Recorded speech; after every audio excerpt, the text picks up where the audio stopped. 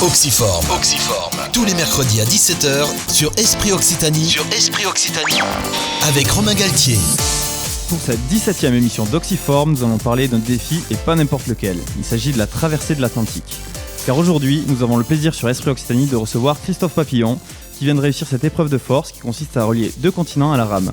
Bonjour et bienvenue Christophe. Bonjour à tous les auditeurs. Alors vous êtes natif de la région occitane ?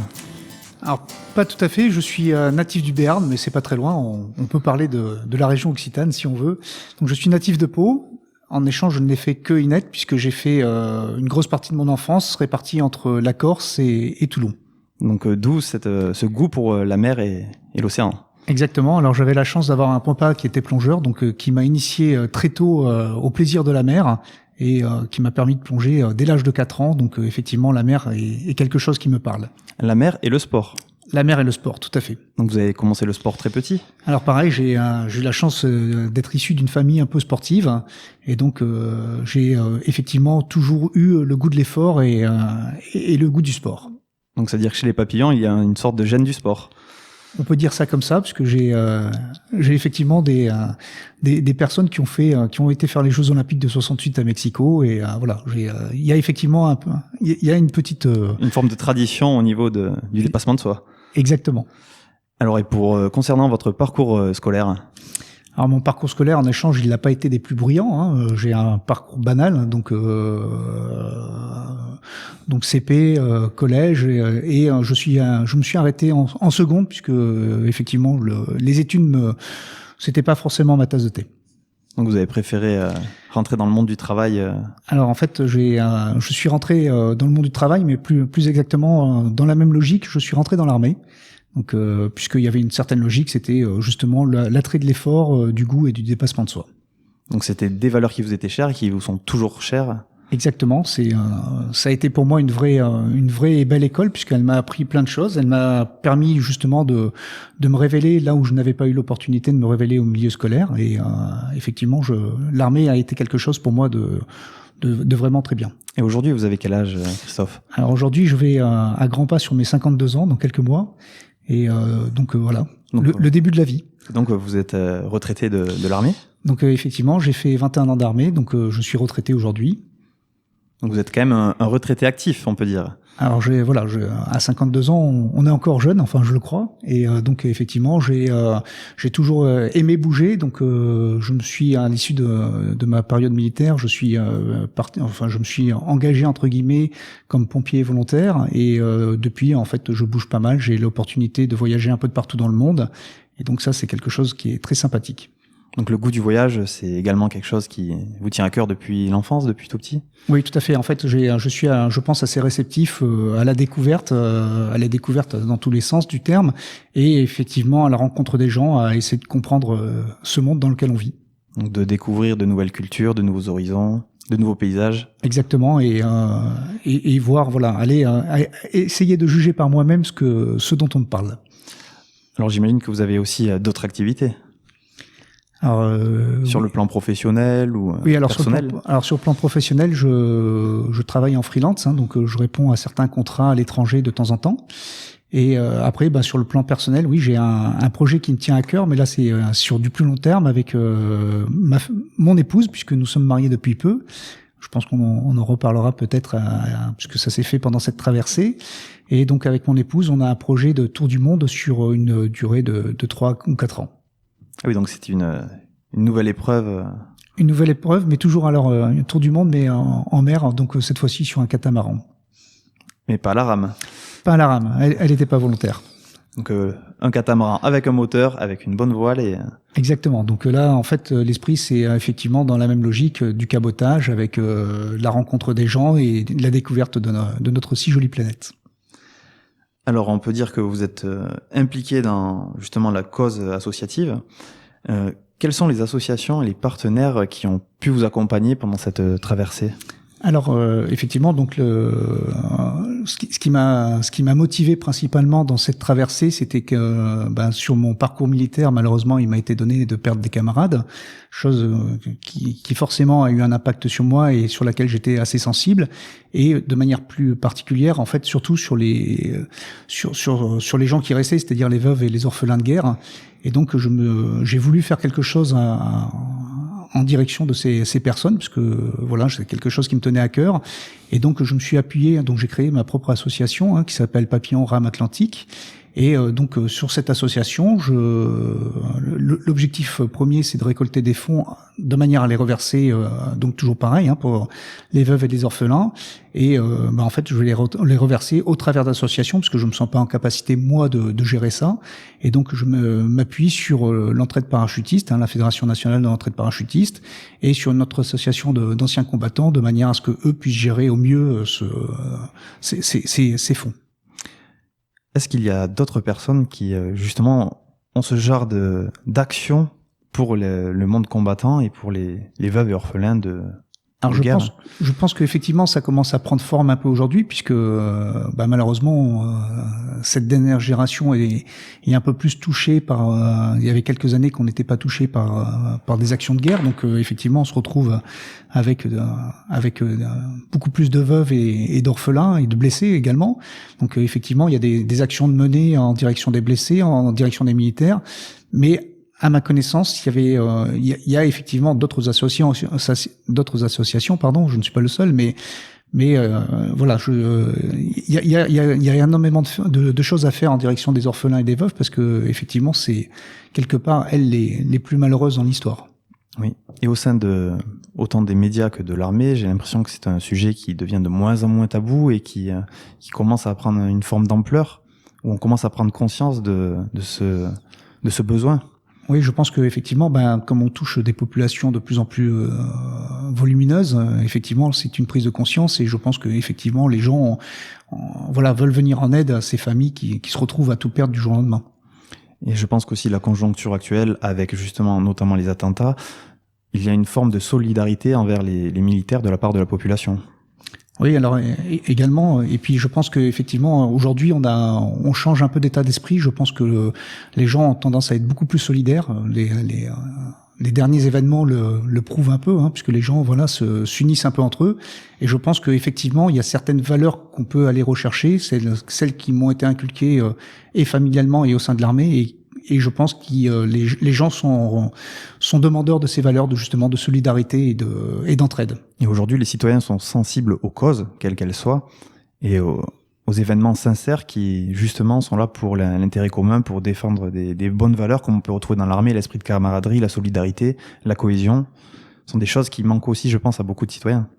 Oui, effectivement, je pense aussi. Je pense que ce qui intéresse les gens, c'est effectivement le désintéressement, parce que on a été pendant un certain temps sur des actions beaucoup plus business. Je porterai pas de jugement sur des associations qui pour fonctionner prélevaient un certain nombre d'argent, etc. Là, effectivement, le but du jeu, c'est réellement de fédérer des gens autour d'une cause et de reverser, j'allais dire, quasiment 100% des dons sur cette cause, puisque en fait le but du jeu, c'est pas de se faire un nom, c'est effectivement de venir aider.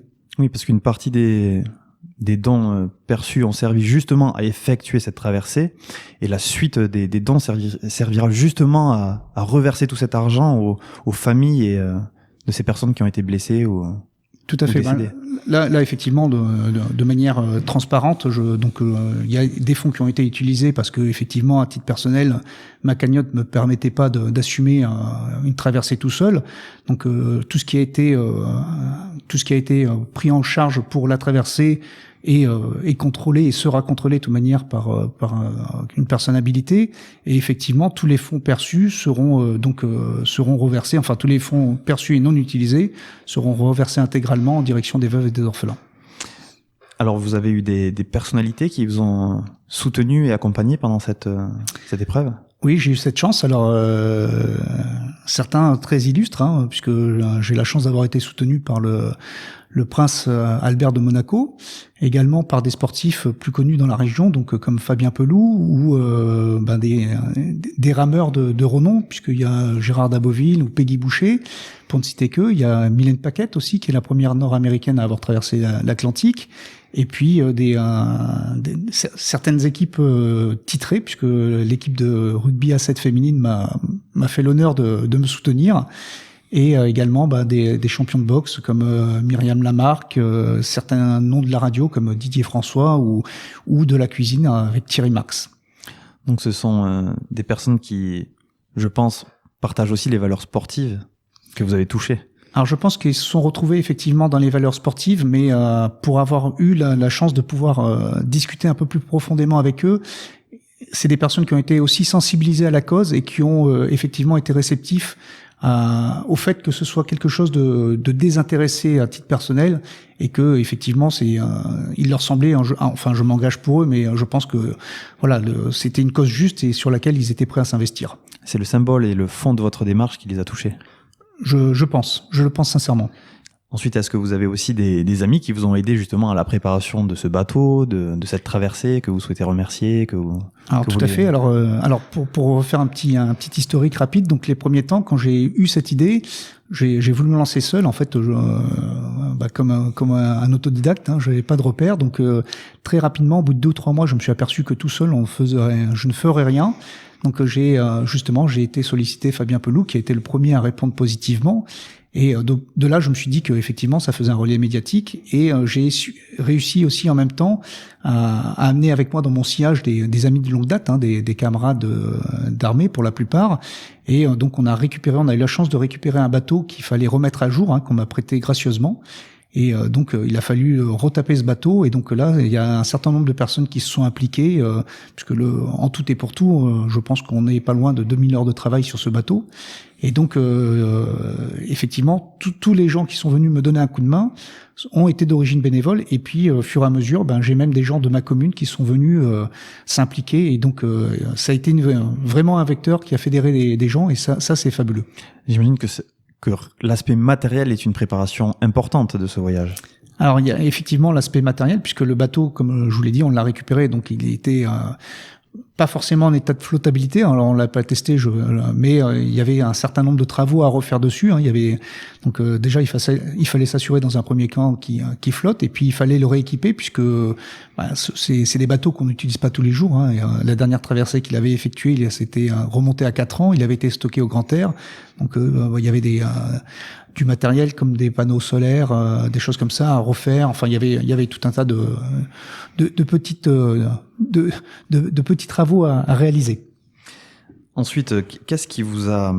En fait, d'où vous est venue l'idée à la base de traverser l'Atlantique? Alors l'idée à la base, en fait, elle est. Alors j'ai toujours eu envie de faire quelque chose en direction de cette action, de soutenir ces veuves et ces orphelins. Et il se trouve que l'été 2017, en fait, j'ai passé une partie de l'été avec un de mes camarades qui lui-même a réalisé cette traversée. Et quand il m'expliquait son aventure, j'avais les yeux qui chargés d'étoiles, je rêvais devant son aventure, et en fait, il m'a dit tout simplement que si je le souhaitais, il était capable de me prêter le bateau.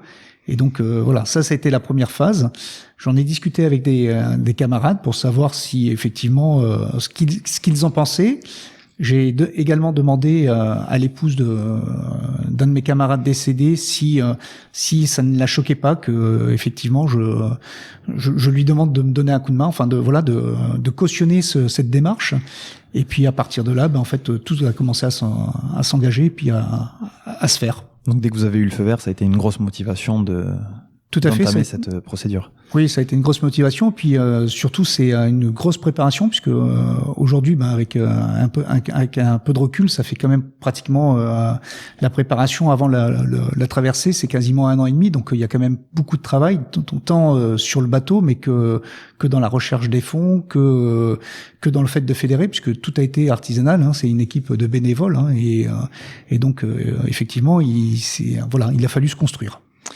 J'imagine que la préparation n'est pas que matérielle, elle doit être aussi physique pour une si grande traversée. Alors effectivement, elle était physique. Alors en plus, je suis pas du tout issu du monde de l'aviron.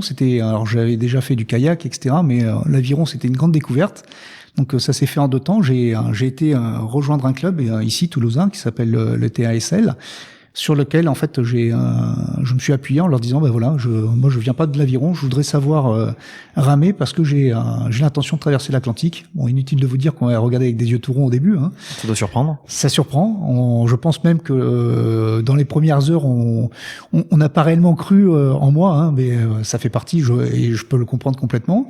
Et ensuite, effectivement, les gens ont commencé à s'attacher à me donner des détails, des techniques de rame, parce que l'aviron c'est un sport bien à part, hein, bien vraiment technique. Donc moi, je n'avais besoin que de la technicité liée à l'aviron.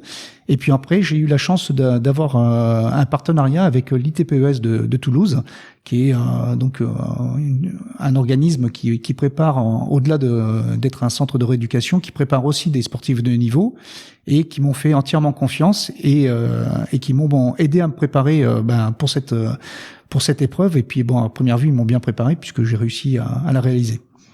Et physiquement, vous avez trouvé ça éprouvant, l'entraînement de préparation? Alors, ce type de traversée, c'est une autre approche une autre approche sportive, puisque en fait c'est un effort dans la durée. Donc ça représente, moi j'étais parti à l'origine sur une base de 3 mois à raison de 10 à 12 heures de rame par jour. Donc c'est un effort dans la durée. Donc effectivement, on a pris le problème à l'inverse. On s'est dit voilà, le but est là. Maintenant, il faut que je trouve la cadence et que je trouve mon potentiel physique à pouvoir assumer ces 10 à 12 heures de rame sur 3 mois. Et donc en fait, on a inversé le problème et on a recherché justement cette cadence qui me permettait de pouvoir effectuer cette traversée. Donc c'est une forme de marathon de la rame. C'est une forme de marathon. Plus long, parce qu'un marathon, c'est 42 km et la traversée de l'Atlantique, ça vous a fait 5500 km environ. C'est ça. Alors, c'est 5500 km en ligne droite. Donc, à première vue, au vu du tracker, on flirte avec les 7000. Mais, après, c'est comme tous les sports. Il y a un moment, il faut trouver une mécanique, il faut trouver un tempo et puis on y arrive. Donc, pour rappeler à nos auditeurs, ça a été 64 jours. C'est ça, 64 jours. Pour relier les îles Canaries à la Martinique, avec une distance d'environ 7000 km si on compte le vent et le retour en arrière. Voilà, et les reculs, puisque j'ai aussi appris à reculer. Alors ça faisait partie aussi des choses à accepter et puis sur laquelle il fallait se préparer, puisque il y a des aléas météo. Et donc effectivement, j'ai eu 2 dépressions marquées pendant cette traversée, donc une qui m'a fait reculer une première fois de 2 jours et une deuxième qui m'a fait reculer sur 4 jours, hein, enfin qui m'a fait surtout ne pas avancer et reculer.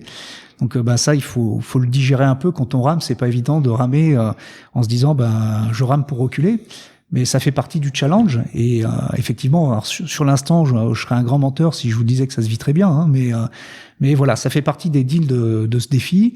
Et de la même manière, après la dernière partie, j'ai eu effectivement des météos qui ont été un peu difficiles, mais voilà. Le fait est que aujourd'hui tout est positif puisque je suis arrivé de l'autre côté. Donc nous allons effectuer une première pause musicale et ensuite nous parlerons du cœur de cette traversée. Donc vous avez choisi un morceau particulier ? Oui, alors j'aime beaucoup Miss Sarajevo de U2 pour plein de symboles. Eh bien, écoutons U2.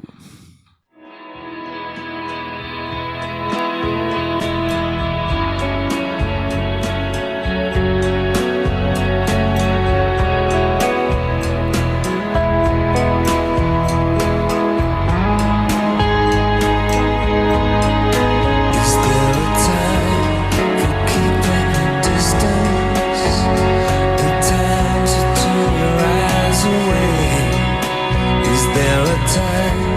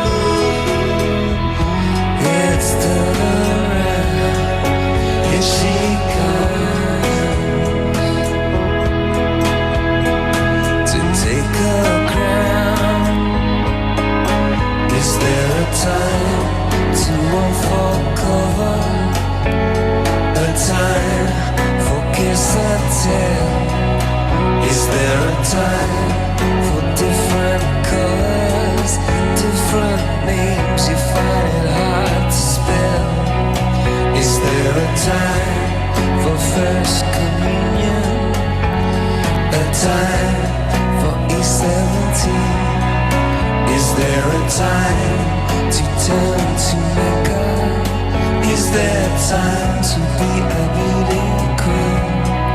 Here she comes. Ooh, beauty plays the clown. Here she comes. Surreal in her crown.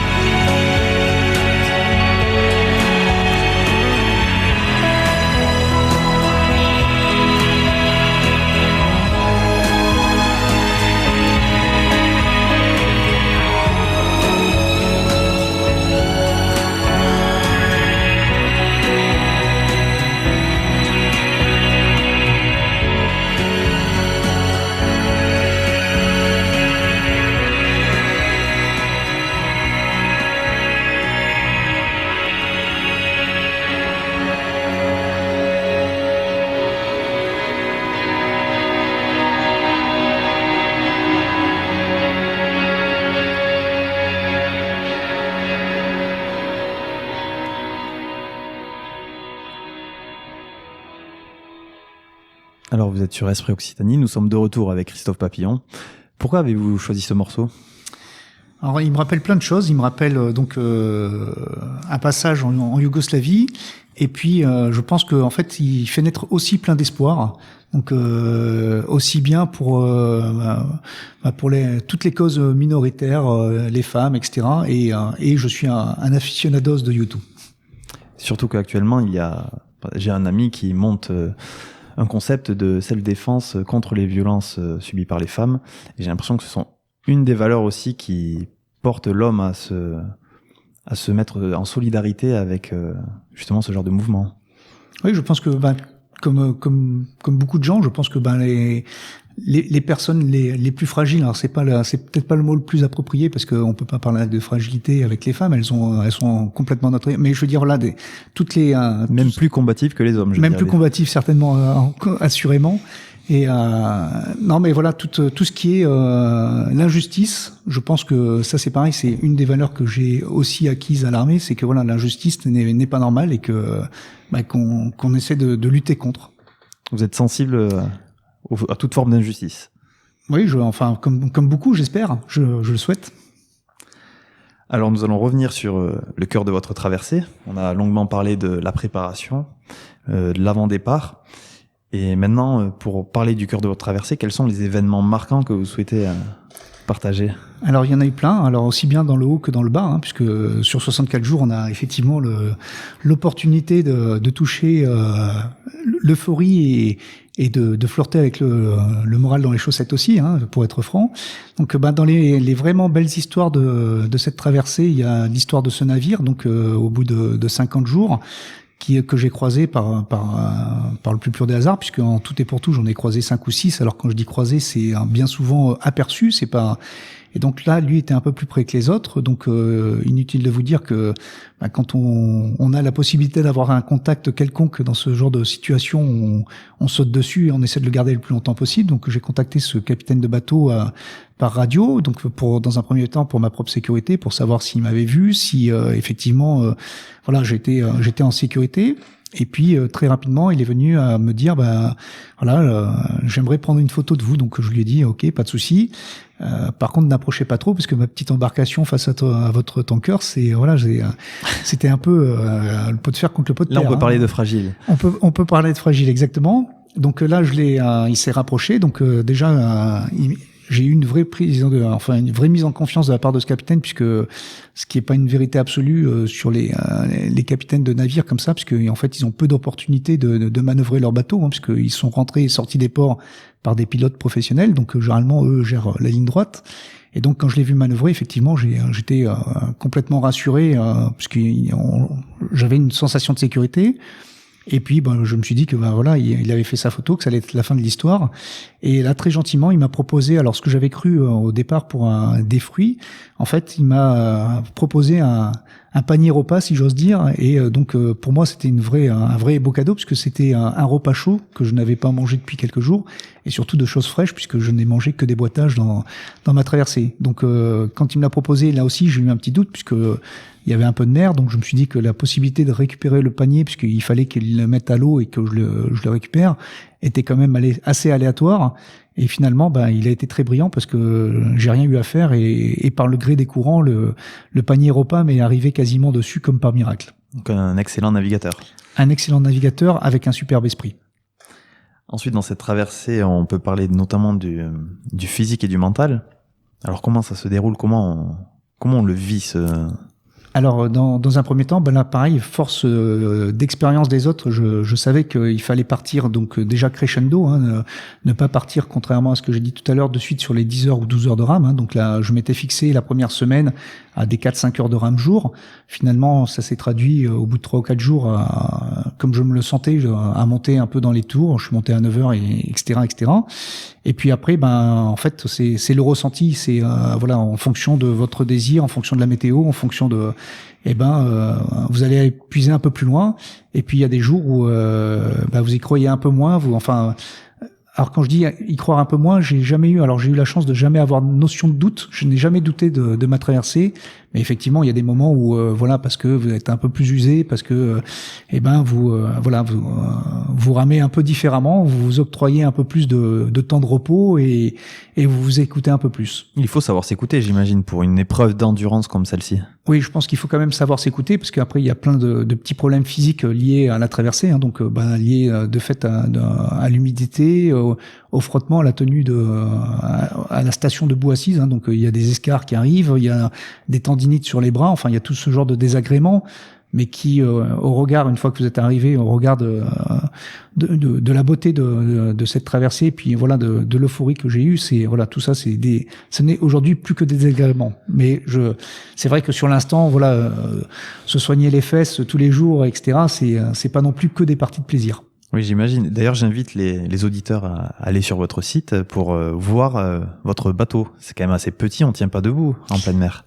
Non, alors la difficulté, alors ça c'est pareil, comme quoi je suis loin d'être un professionnel, donc effectivement on peut pas tenir debout. Ça a été aussi une des difficultés de la traversée, c'est que en fait il y a jamais de moment où on peut se dire je me mets en station debout, je m'étire. Et donc simplement marcher, c'est quelque chose qui m'a été pénible, puisque quand on a un peu le moral dans les chaussettes, on se dit tiens, je vais marcher sur 20 mètres et puis ça va me ressourcer. Bon là, il n'y a pas cette possibilité là. Et puis ben pour s'étirer aussi, puisque ben mine de rien 10 à 12 heures de rame par jour, ça quand même ça agit sur le corps. Et j'avais prévu des gestes d'étirement hein, pour quand j'étais dans ma zone vie. Et en fait, je me suis aperçu que la zone vie était beaucoup trop étroite, parce que je m'étais jamais entraîné sur la zone vie, et que en fait tous ces gestes que j'avais appris m'étaient inutiles, puisque je pouvais pas les effectuer dans la partie vie. Donc vous faisiez comment? Vous sortiez, vous descendiez dans l'eau? Alors effectivement, de temps en temps, j'allais me mettre à l'eau quand c'était faisable, hein, puisque là aussi l'état de la mer conditionnait le fait de la mise à l'eau ou pas. Donc alors généralement j'ai essayé de joindre l'utile à l'agréable, puisqu'il fallait quand même que tous les 10 jours j'ai essayé de gratter le bateau, puisqu'il y a tout un tas d'algues qui se créent sous le bateau, etc. Donc généralement je grattais le bateau, ce qui me prenait à peu près entre une demi-heure et 1 heure, et puis je me faisais un petit quart d'heure de repos, d'étirement, de relaxation. Parce que j'imagine que cette immobilité que vous pouvez avoir sur le bateau, par exemple en période de tempête, ça doit être très dur de se dire voilà, bon là j'ai une crampe, je peux pas m'étirer. Oui, et puis là même des fois, bon, il m'est arrivé aussi de m'enfermer et de rester à l'intérieur pour pas ramer, parce que pour des histoires de sécurité, hein, de pas me faire sortir du bateau. Et effectivement là c'est long, c'est long parce que c'est très étroit, hein, donc voilà, par exemple pour dormir j'avais que la position fœtus pour pouvoir me tenir, parce que c'est un bateau qui roule énormément, et donc la nuit c'est relativement court, puisque vous endormez d'un sommeil profond, parce que là pour de bon vous êtes bien fatigué, mais très rapidement vous êtes barloté de droite à gauche, et donc vous vous réveillez, puisque c'est pas le confort d'un lit. C'était un bateau insubmersible? Alors c'est un bateau auto-redressable. Alors insubmersible, oui, normalement il est prévu pour pas couler, mais ça reste quand même somme toute théorique, parce que je vous parlais donc de camarades qui avaient traversé, mais effectivement ce bateau, lui, il a une vraie expérience, hein, parce que il a effectué sa 5e traversée avec moi. Donc les 4 autres, il les avait fait entre le Dakar au Sénégal et puis la Guyane. Et malheureusement, un des candidats a eu l'infortune de mer de se retourner. Et redresser un bateau de ces dimensions-là, quand la mer ne veut pas donner de coup de main, c'est pas une chose gagnée. Cette solitude, comment vous pouvez la décrire, cette solitude, quand... Alors en fait, je pense que j'ai une nouvelle définition du mot solitude. Alors j'ai appris à définir le mot solitude et isolement, parce que je parlerai plus dans mon cas d'isolement, puisque on peut être seul. Mais dans la vie au quotidien, sortir aller jeter son pain, on croise des gens, et là effectivement, on se ressource indirectement ou pas, mais voilà, on voit une activité. Là, j'ai réellement eu la sensation d'isolement, puisque effectivement, au milieu de l'océan, à première vue, il n'y a pas grand monde, et donc malgré moi, il y a des moments où j'aurais bien voulu voir du monde, mais là, il n'y a pas de possibilité. Et donc, on essaie de le gérer comme on peut. Donc, on parlait tout à l'heure de beaux moments. On s'émerveille devant un poisson, devant une baleine. J'ai eu la chance d'en voir. Devant ce genre de choses, un beau coucher de soleil. Et puis, on essaie de faire de ces beaux moments de vie, une source de motivation supplémentaire. Et puis, je pense que le fait de se rappeler la cause qui vous a amené à cette étape-là et vous remontez le moral. Complètement. Alors déjà, cette cause, elle m'offrait un vrai atout, c'est-à-dire que à aucun moment en fait j'ai réellement douté je n'ai eu de moments de doute, et je n'ai eu d'envie d'abandon, ne serait-ce que pour eu ces égards justement aux enfants qui avaient cru en moi, hein, ces fameux orphelins ou ces veuves de guerre. Voilà, je me sentais pas le courage de dire que j'allais abandonner. Et puis aussi, quand il y avait des moments de doute, je me remettais en tête que il y a des gens qui ont largement plus souffert que moi et qui continueront à souffrir beaucoup plus que moi. Donc ça permet de replacer certaines choses à leur valeur. Alors moi, ça me fait aussi penser aux missions des militaires où justement on est très loin de sa famille. Ça a dû être dur pour les proches. Alors effectivement, la place, je pense sincèrement que la place la moins facile, mais aussi bien dans la vie militaire que dans cette aventure, c'est pour les gens qui restent à terre, parce que eux déjà sont pas forcément acteurs dans le sens où ils n'ont pas décidé d'eux-mêmes. Donc ils le subissent un peu. Et puis moi au quotidien, je savais exactement à l'instant T ce qui se passait, alors que pour les gens qui attendent, il y a quand même cette inquiétude et cette incertitude. Et puis effectivement, je veux dire, moi par exemple, quand mon routeur m'annonçait une mauvaise météo, pour moi ça me parlait concrètement sur le terrain puisque je voyais quelque chose. Pour eux, c'est une hauteur de vague, un vent, et c'est pas forcément, c'est pas toujours très rationnel, et c'est difficile d'imaginer tant qu'on n'y est pas confronté. Alors, à votre arrivée, comment avez-vous vécu ce moment ? C'est incroyable Alors, c'est effectivement un moment merveilleux, incroyable, qui a été encore plus beau parce que, effectivement, j'ai la chance d'avoir une famille qui me soutient, qui est très proche, donc aussi bien par mon épouse que par ma famille proche, mon père, mes cousins, etc. Donc j'ai eu la chance d'avoir un vrai comité d'accueil qui se sont battus pour me faire un accueil. Alors en 1 an et demi, j'ai eu l'occasion de voir certaines arrivées, et je pense réellement que j'ai eu un des plus beaux accueils, si ce n'est le plus beau qui m'ait été donné de voir. Et puis quelque part, c'est aussi quelque part la libération, parce que vous touchez du doigt, en fait vous allez finaliser quelque chose qui vous était cher, donc ça c'est vraiment quelque chose de merveilleux. Et puis c'est le début d'un autre combat. C'est le début en se disant voilà, maintenant on va aller ce vers quoi j'ai réellement envie, c'est-à-dire la cause, et devenir en soutien à ces fameuses veuves et ces fameux orphelins. Vous êtes maintenant du coup un jeune marié.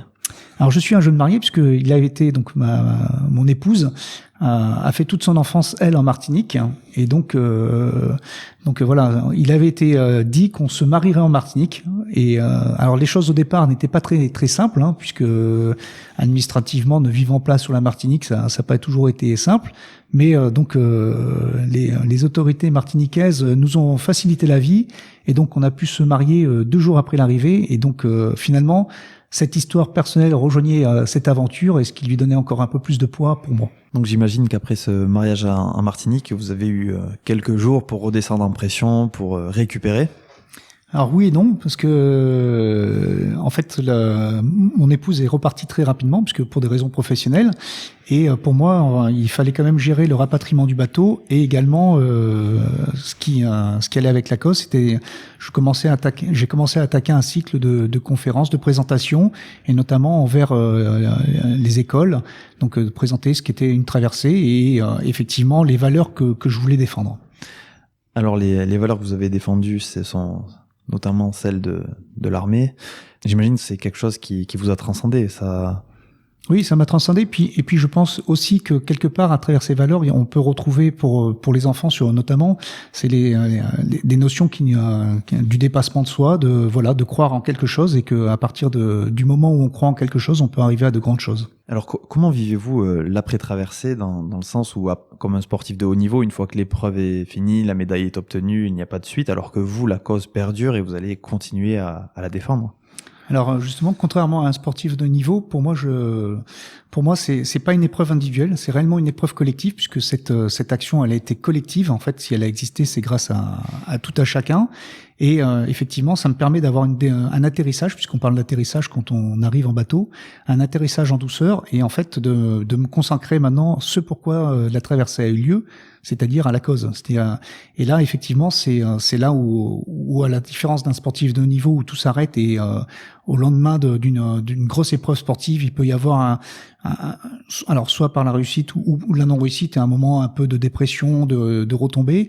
Et en fait là, moi je me retrouve dans la situation inverse. Je me retrouve encore plus motivé et transcendé par justement tous les soutiens que j'ai découverts, puisque le bon nombre des soutiens se sont faits pendant ma traversée, donc j'en ai eu connaissance qu'à mon retour. Et donc voilà, fort de tous ces soutiens, de toutes ces aides, j'ai envie d'aller encore beaucoup plus loin. Vous souhaitez remercier encore des...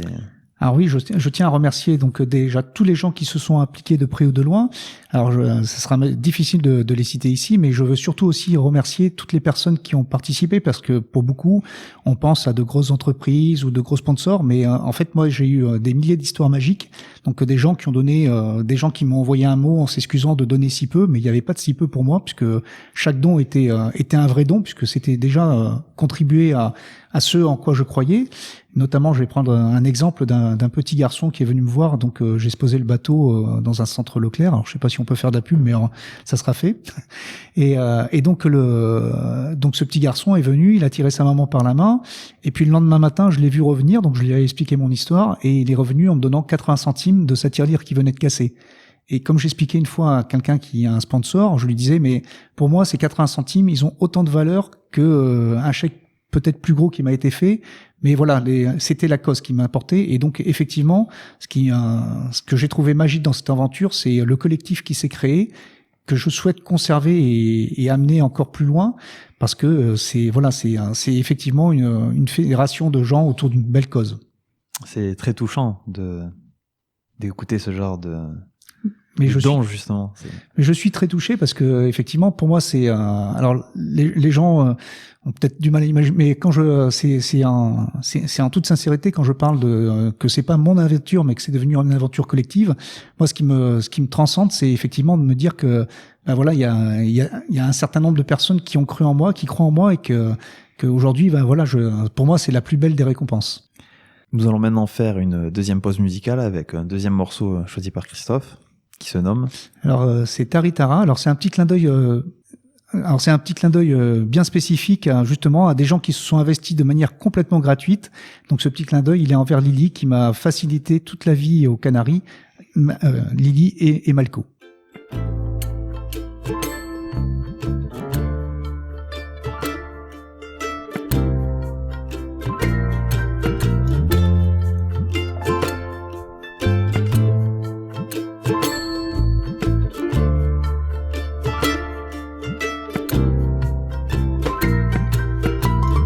Garde le cap, tord le cou. On me dit qu'ils disent qu'il n'y a rien au bout, que la vie sur terre c'est pas du bateau. Tu sais qu'après la mer, y a l'Eldorado.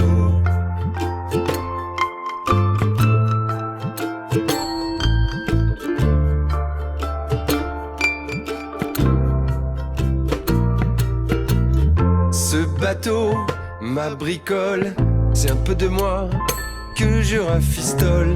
Le sel sur ma peau, c'est ma pommade. Et toi, tu tiens bon, camarade. Oh oui, tiens bon, camarade.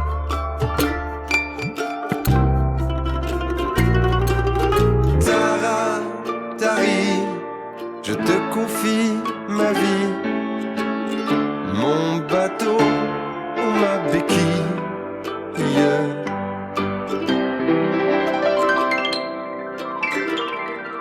Oh, oh, là-bas, ici, la force des petits, du courage jusqu'à l'infini.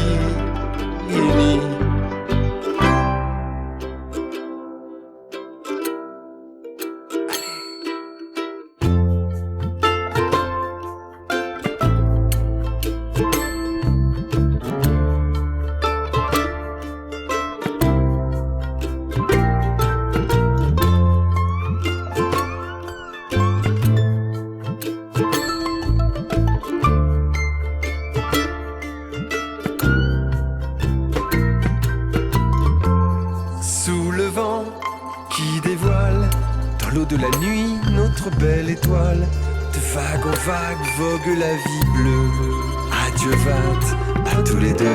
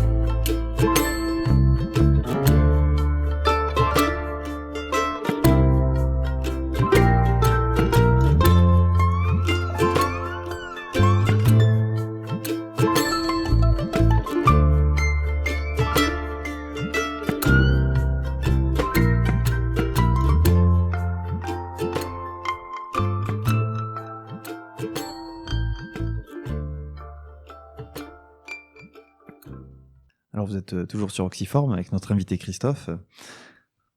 Alors, quel ressenti après la réécoute de ce morceau ? Je pense que simplement le fait d'écouter les paroles parle d'elles-mêmes. Donc nous allons maintenant parler de vos actions à venir, de vos actions en cours et de la suite de la traversée. Tout à fait. Alors la suite de la traversée, effectivement, ce que je souhaite faire, c'est reverser la cagnotte la plus conséquente possible en direction des veuves et des orphelins. Donc ce pourquoi je m'octroie le droit de continuer à surfer sur cette vague, si on peut dire ainsi, de surfer sur cette vague jusqu'au mois de juin. Et puis derrière, pour les actions à venir, j'ai pris goût donc à défendre cette cause, puisque comme je vous l'ai dit, elle m'est chère, et je pense que effectivement sur un autre format, donc ça sera beaucoup plus frais comme paysage, mais j'envisage quelque chose à horizon de 2020 pour toujours dans le même cadre, et puis après l'avenir dira s'il y a une suite ou pas, mais pour l'instant effectivement j'envisage une deuxième action. Donc ça sera pas le dernier coup de rame. Alors ça sera certainement le dernier coup de rame, parce que quand je parle, en fait, l'idée, ça serait pour l'instant une orientation vers une traversée de l'Arctique. Mais ce serait quelque chose dans ce goût-là, mais toujours avec effectivement la même motivation et le même but, donc de récolter des fonds et de reverser ces fonds à ces veuves et ces orphelins qui le méritent grandement. Donc vous souhaitez soutenir d'autres projets qui défendent la même cause ? Plutôt faire un autre projet, en fait un projet similaire, mais qui restera toujours dans la même cause. En fait, la cause sur laquelle je veux m'investir, c'est celle-là, et effectivement trouver d'autres moyens, essayer d'amener des gens à traverser d'autres aventures, puisque on a traversé ensemble l'Atlantique, pourquoi pas traverser ensemble l'Arctique. C'est une autre épreuve. C'est une autre épreuve, tout à fait. Le climat est différent. Le climat est différent, la préparation sera forcément différente, puisque c'est un monde que je connais moins. Donc effectivement, c'est un monde très rigoureux et donc qui nécessite une vraie préparation, là beaucoup plus technique, enfin du moins à mon approche, puisque c'est un monde que je connais moins. Et j'imagine que le froid ne donne pas le droit à l'erreur. Et le froid, c'est un froid extrême. C'est un froid extrême, mais je pense que de toute manière, là aussi, c'est une des leçons que j'ai apprises. Enfin, j'en avais conscience, mais là, je l'ai vécu. C'est que dès qu'on s'affronte aux éléments naturels, la mer, la montagne, etc., il faut garder quand même sa place. Et je n'ai pas vaincu l'océan, c'est l'océan qui m'a laissé passer. Donc c'est la nature qui vous a accepté c'est la nature dans votre trajet. Voilà, exactement. C'est la nature qui tolère qu'on la franchisse ou nous accompagner, mais en aucun cas j'aurais la prétention de dire que je l'ai vaincu. Vous êtes touché aussi par l'écologie, Christophe ? Oui, je pense qu'on a une belle planète. Comme je le disais au préalable, j'ai la chance de pouvoir circuler un peu de partout dans le monde et oui, je suis sensible à la cause écologique parce que je pense que effectivement, sur ces dernières années, on a fait quand même pas mal de dégâts et que c'est quand même ballot de détruire notre planète et de pas offrir quelque chose de si merveilleux aux futures générations. Et j'imagine qu'une expérience comme la traversée de l'Atlantique vous connecte à la nature d'une manière intense. Complètement, puisque là, c'est pareil, pour revenir à de l'écologie pure et dure, malheureusement, il se passait pas une journée sans que, effectivement, je ne croise un morceau de plastique durant ma traversée. Donc, c'est une vraie prise de conscience, au-delà des mots, de voir physiquement que, effectivement, tous les jours, on croise un morceau de plastique qui flotte, c'est dramatique. Au large. Au large. Alors, ça va de la poubelle, tomber d'un cargo à la simple bouteille plastique, mais ce plastique, il est bien réel et on le croise au quotidien. Alors nous arrivons au terme de cette interview. Vous souhaitez remercier encore des personnes actrices dans votre aventure ? Oui, alors je souhaite remercier déjà, à commencer par tous les auditeurs qui ont pris le temps d'écouter, donc à tous les médias qui m'offrent la possibilité de faire connaître cette aventure, effectivement à toutes les personnes qui ont simplement écouté, soutenu et relayé, enfin toutes les formes d'expression qu'elles ont mis à ma disposition pour faire connaître cette aventure. Je leur suis gré. Elles m'ont permis de vivre quelque chose de très grand et j'espère qu'ensemble, on va pouvoir continuer à vivre quelque chose de très grand. Et nous, je pense qu'on peut vous remercier de faire partager cette expérience. Merci beaucoup. Nous allons maintenant passer à la séquence littéraire. La minute littéraire d'Oxyform. Donc nous allons commencer par le choix littéraire de l'invité. Donc Christophe, c'est un livre d'un personnage bien connu. Alors c'est le livre d'un personnage bien connu, mais qui à l'époque où je l'ai lu ne l'était pas du tout. En fait, il s'agit de Mike Horn. Donc le livre c'est Latitude Zéro que j'ai lu il y a un peu plus de 20 ans. Et à ce moment-là, c'était un personnage complètement ordinaire comme moi et qui s'était jeté dans une aventure. Et effectivement, aujourd'hui, on lui connaît le parcours qu'il a eu, hein, mais voilà, c'est pour moi, c'est des gens référents. Très bien. Alors moi, en ce qui concerne le choix de lecture de l'émission Oxyforme, j'ai choisi Le syndrome de Lazare du psychiatre Patrick Lervois. Donc c'est un militaire qui a créé un livre. Donc je vais vous en lire un petit extrait. Le monde semble plus menaçant, plus agressif. Les autres ne le voient pas, ne le comprennent pas et se détournent. En réalité, c'est lui qui a changé. Ils sont nombreux à se sentir ainsi incompris après avoir vécu un accident, une agression, une catastrophe. En s'appuyant sur de nombreux exemples, le professeur Patrick Lervois explique ce qu'il se passe pour les victimes et pourquoi il leur est si difficile de s'en remettre. Ce livre explique qu'en mobilisant leurs ressources psychiques et affectives, ils peuvent parvenir à dépasser ce traumatisme et même à le transcender.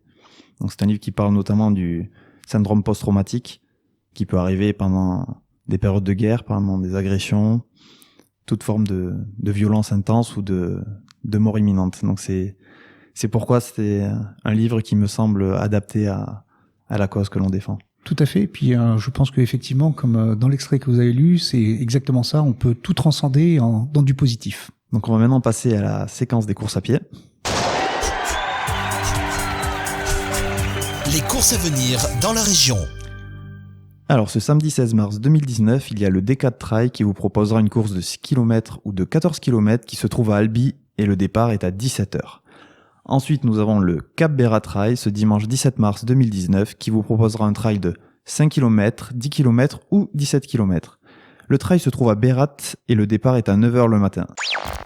Oxyforme. Nous remercions Christophe Papillon. Merci beaucoup à vous encore une fois. Vous étiez sur Oxyforme, une émission de Romain Galtier. Nous remercions Hugo Pépitone à la technique.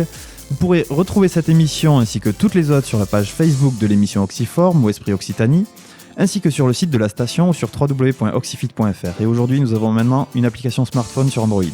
Je vous souhaite une bonne soirée, à bientôt sur Esprit Occitanie.